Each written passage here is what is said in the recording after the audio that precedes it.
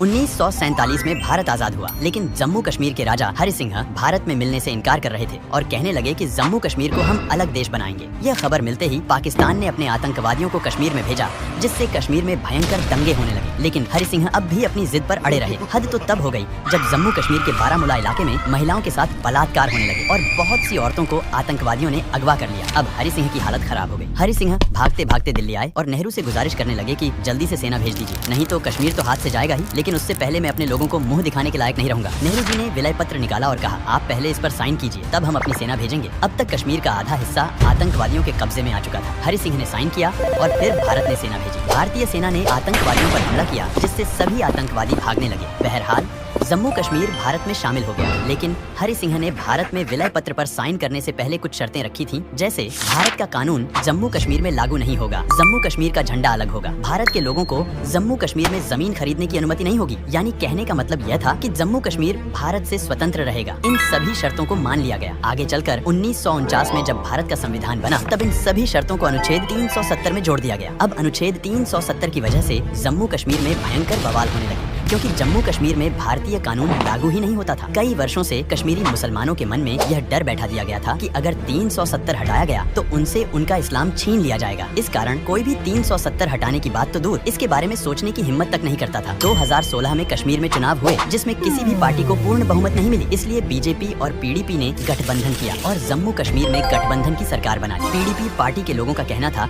कि 370 हमारी जान है, इसे हटाने से पहले हमारी लाश से गुजरना होगा, और बीजेपी कहती थी कि 370 हटेगा चाहे कुछ भी हो जाए। इन्हीं मतभेदों के चलते दोनों पार्टियों का गठबंधन टूट गया, जिससे विधानसभा भंग हो गई। विधानसभा भंग होने से जम्मू कश्मीर में राष्ट्रपति शासन लागू हो गया, जिससे जम्मू कश्मीर का नियंत्रण राष्ट्रपति यानी केंद्र सरकार के हाथ में आ गया। अब पीडीपी और जेकेएनसी पार्टी गठबंधन करने वाली थी, लेकिन इससे पहले कि वे गठबंधन करती, कश्मीर में सभी इंटरनेट सेवाओं और ट्रांसपोर्टेशन को बंद कर दिया गया। इस बीच दिल्ली में 370 को हटाने की पूरी तैयारी हो चुकी थी। इसी दौरान पुलवामा में आतंकी हमला हुआ, जिससे पूरे देश में बदले की आग जलने लगी। भारतीय सेना पीओके में आतंकवादियों को खत्म कर रही थी और दिल्ली में अमित शाह अनुच्छेद 370 को हटाने की पूरी तैयारी कर रहे थे। 4 अगस्त की रात को राष्ट्रपति ने अनुच्छेद 370 को हटाने के प्रस्ताव पर साइन कर दिया और रात में ही कश्मीर के तमाम अलगाववादी और भारत विरोधी नेताओं को घर में ही गिरफ्तार कर लिया गया। अगले दिन सुबह राज्यसभा में विधेयक आया और खबर फैल गई कि भारत और पाकिस्तान के बीच युद्ध होने वाला है। पाकिस्तान ने अपनी सेना बॉर्डर पर तैनात करने की तैयारी कर रहा था,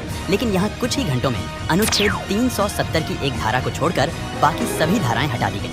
सिर्फ 370 ही नहीं हटाया गया, बल्कि जम्मू कश्मीर से राज्य का दर्जा भी छीन लिया गया। यही नहीं, जम्मू कश्मीर राज्य के 2 टुकड़े भी कर दिए गए। अब जम्मू कश्मीर के नेता इस उलझन में थे कि किस बात का दुख मनाएं।